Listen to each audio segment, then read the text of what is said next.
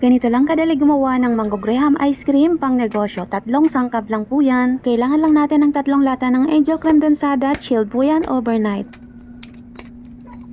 I-mix lang po natin ito gamit ang electric hand mixer hanggang mag-double in volume.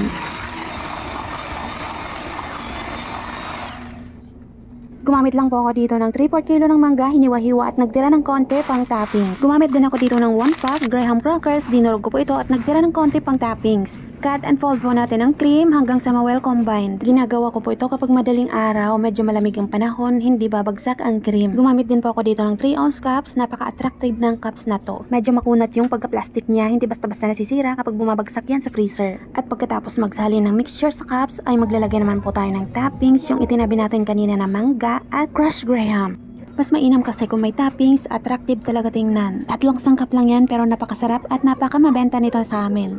At pagkatapos po natin maglagay ng toppings, takpan po natin. Ang ganda po ng paggagawa ng takip na to, saktong-sakto lang talaga. 62 cups ang nagawa kong Mango Graham ice cream. Pwede po natin itong ibenta ng 15 pesos to 20 pesos. 6.99 ang kita if 20 pesos ang benta mo. 3.89 naman ang kita if 15 pesos ang benta mo.